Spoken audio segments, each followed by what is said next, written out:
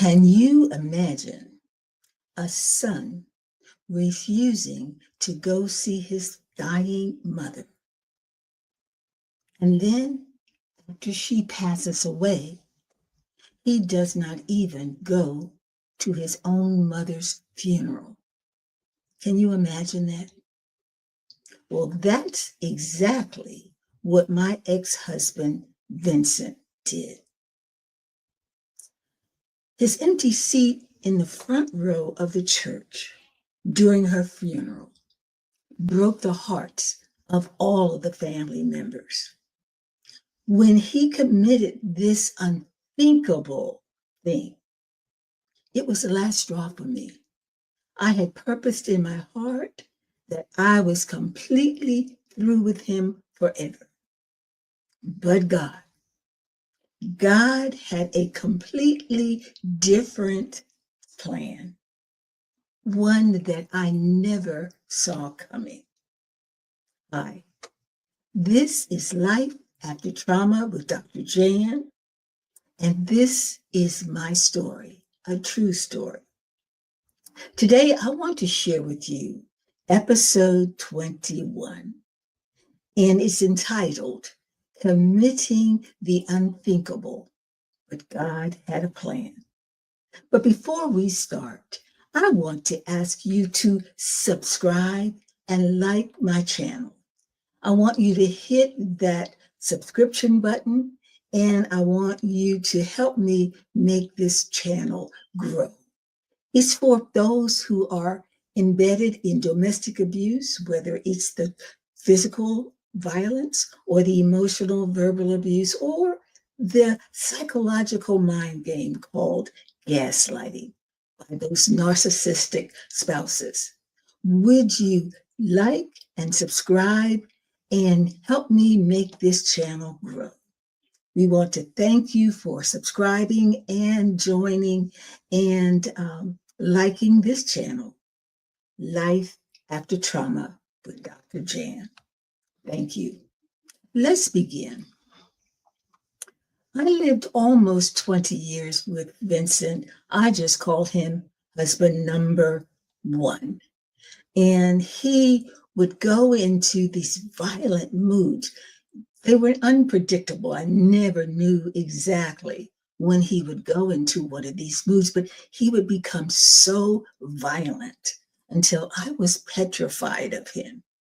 And we had two sons, and I stayed much longer than I probably should have. But even though he had those, he was OCD and compulsive, he just had a lot of problems. But he went to work every day, and he would give me his entire paycheck, except he would take out a small allowance for himself. But he was a very good man in that respect.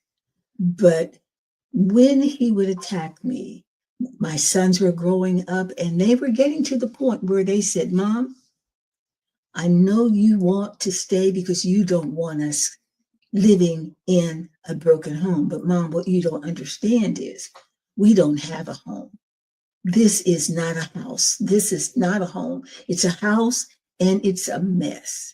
And if you don't do something, we are going to, if he ever hits you again, it's going to be him and us. Well, I knew then that I had stayed far too long, and it was time for me to leave because enough was enough. Finally, I got the courage, and I took my children, and we left. I lived a completely different life for almost 30 years, and which I will tell you about in my future videos. But husband number one, Vincent, lived in that same apartment all of that time until his mother, who was 98 at the time, called him and told him that she was dying, and she wanted him to come home so that she could show him her will and give him the keys to the home that she lived in, which was beautiful, just a beautiful house. But would you believe He refused to go see his sick, dying mother, and he did not go to her funeral when she passed away. I mean, it was just terrible. Even though I had been divorced from her husband, from her son, my husband, for years, we still remained close. And she was more to me like a mother than a mother-in-law, and I was the same for her. She made me promise that when she passed away, that I would attend her funeral and along with my sons, her grandsons. I guess she knew deep in her mother's heart that he was not going to honor her. And so weeks later, after she passed, my sons and I flew to Philadelphia, where the family gathered together at the church, and we all went into the sanctuary about to start the funeral. But everyone's eye was glued to that church door, hoping against hope that Vincent would come at the last minute and surprise all of us and bless our hearts for him being there at his mother's funeral. But he never came. We kept watching the door, but he never appeared. And for me, oh, that was the last straw. It was over as far as I was concerned. Vincent had done the unthinkable. But with God, it was not the end. No, God did something that was so miraculous that I just can't believe it. And I'm going to tell you this. God, after we went to the funeral and we came back home, I was still thinking of what this man had done to his mother. And a few days later, I heard this voice from the Lord whispering to me, "Oh, Vincent, tell him about Jesus." I was shocked. I almost laughed out loud. I said, "Lord, you must be joking. No, you don't want me to call this man and witness to him. A man that was so cold and evil that he wouldn't even go to his own mother's funeral? Oh no, Lord. I know you can't be asking me that because I'm not going to do it." That's a terrible thing to say to the Lord, but I was so convinced that I was right. I mean, who would ask you to call a man that you had lived with almost 20 years, had witnessed to him, and he never gave in. So I didn't do anything about it, and I just went on my way as if God had not asked me to do what he had asked me to do. And I resisted for weeks. But the more I said no, the heavier I felt. Felt like I was carrying a load of bricks on my back until finally I said, "Lord, you win. I will call Vincent." And I did. I took the phone and I started dialing. And I said to myself, I haven't talked to this man in almost 30 years. What am I going to say? And as I was dialing the phone, I was hoping that he would not be home and he would not answer. No such luck. Vincent was always at home. And when he finally answered the phone, I was lost for words. I said, "Hello." He said, "Hello." And, and then I'm stuck. I don't know what to say. But that pause was in the providence of God. And he started explaining to me why he hadn't gone to his mother's funeral. And he said, I made peace with God and it's all right. And he was expecting me to argue with him. The Lord wouldn't let me. I didn't have any words to say. And God just took over. And for the next 2.5 hours, I spoke to Vincent over the phone, long distance, about Jesus.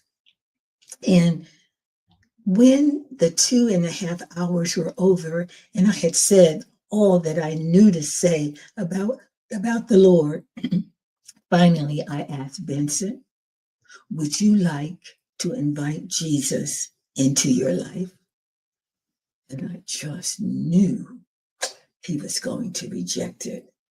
But to my shock and surprise, Vincent answered. He whispered, yes, yes, I would like to ask Jesus into my life. Oh, shocked. I nearly passed out. I couldn't believe my ears.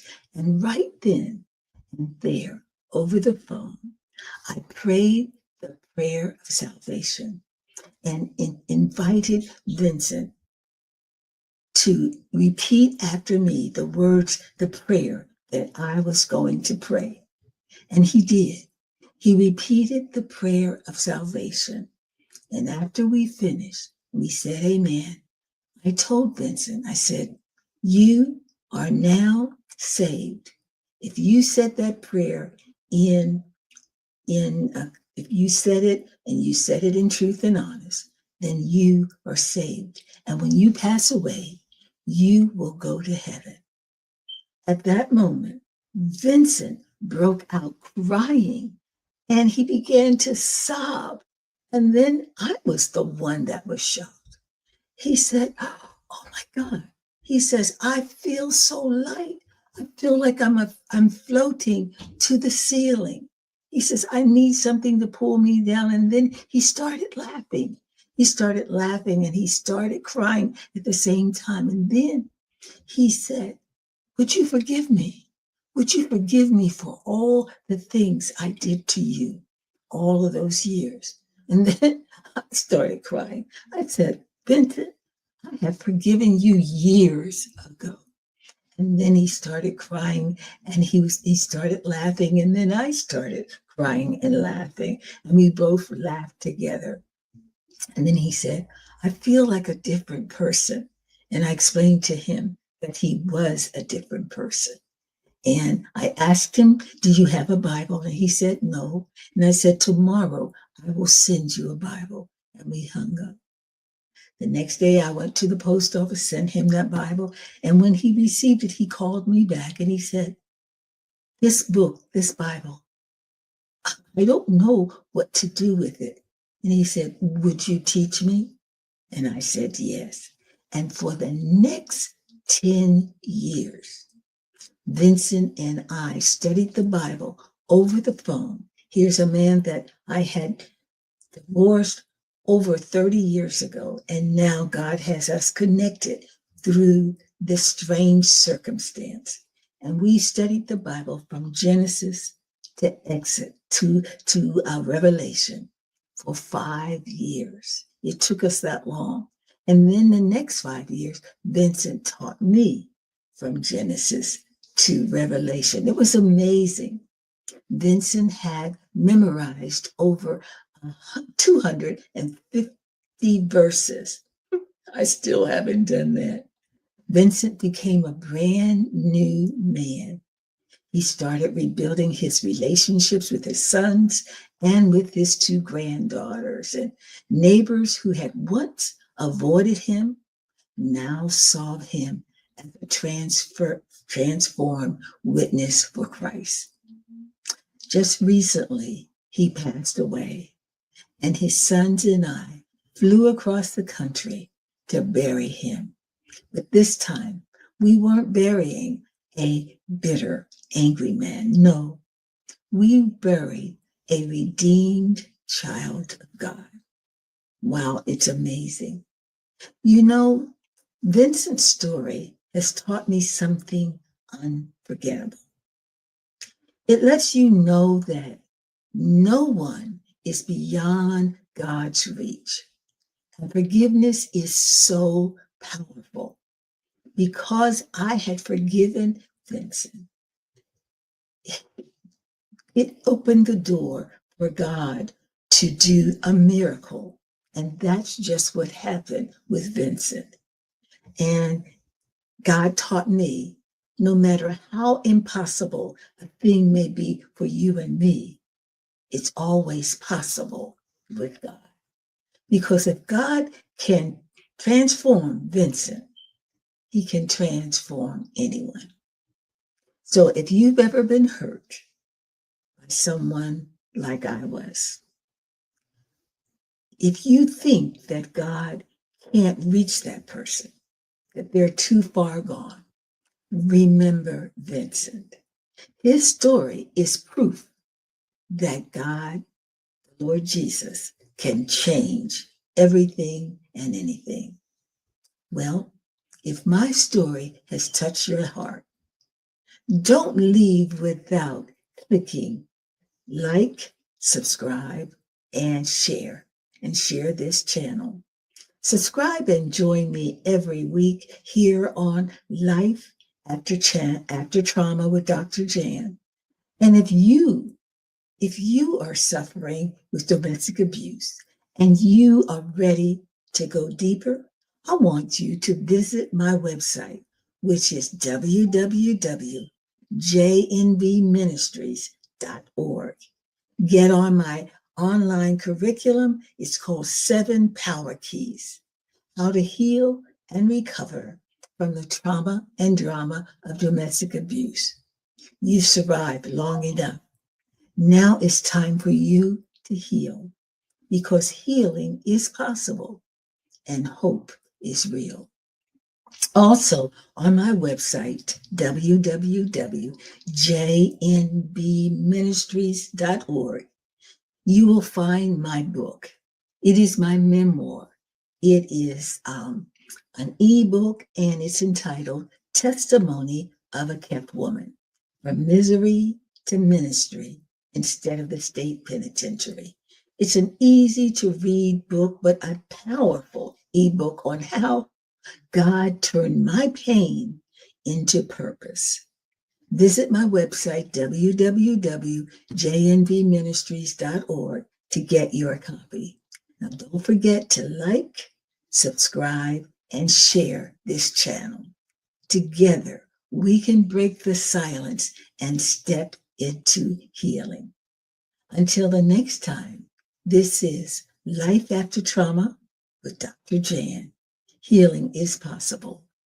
Hope is real.